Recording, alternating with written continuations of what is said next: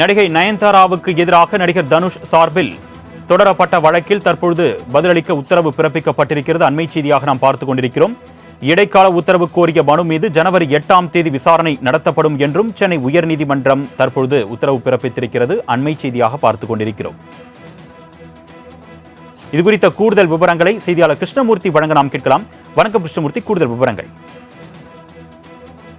நடிகை நயன்தாராவுக்கு எதிராக நடிகர் தனுஷ் சார்பில் தொடரப்பட்ட வழக்கில் இடைக்கால தடை கோரிய மனு மீதான விசாரணையை வருகிற ஜனவரி 8ஆம் தேதிக்கு தள்ளி வைத்து சென்னை உயர்நீதிமன்றம் உத்தரவிட்டது.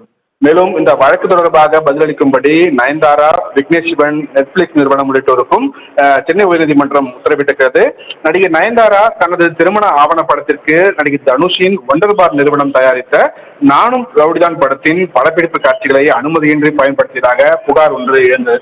அப்போது அனுமதியின்றி படப்பிடிப்பு காட்சிகளை பயன்படுத்தியதற்காக 10 கோடி ரூபாய் இழப்பீடு வழங்க வேண்டும் என்று நடிகை நயன்தாராவுக்கு தனுஷ் தரப்பில் வழக்கறிஞர் நோட்டீஸும் அனுப்பப்பட்டிருந்தது.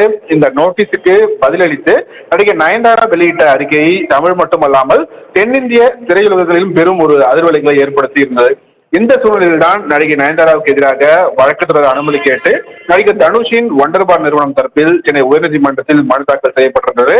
இந்த மனுவை விசாரித்த உயர்நீதிமன்றம் வழக்கை தாக்கல் செய்ய ஒண்டர் பார் நிறுவனத்திற்கு அனுமதி அளித்து கடந்த முறை உத்தரவிட்டிருந்தது. இதையடுத்து அனுமதியின்றி காட்சிகளை பயன்படுத்தியதற்கான 10 கோடி ரூபாய் இழப்பீடு வழங்கவும் காட்சிகளை பயன்படுத்த தடை கோரியும் ஒண்டர் பார் நிறுவனம் தரப்பில் வழக்கும் தாக்கல் செய்யப்பட்டிருக்கிறது. இந்த வழக்கு நீதிபதி அப்துல் குத்துஸ் முன்பாக இன்று விசாரணைக்காக வந்தபோது வழக்கை விசாரித்த நீதிபதி வழக்கு தொடர்பாக பதிலளிக்கும்படி நயன்தாரா மற்றும் விக்னேஷ் சிவன், நெட்ஃபிளிக்ஸ் நிறுவனத்திற்கு உத்தரவிட்டிருக்கிறார்.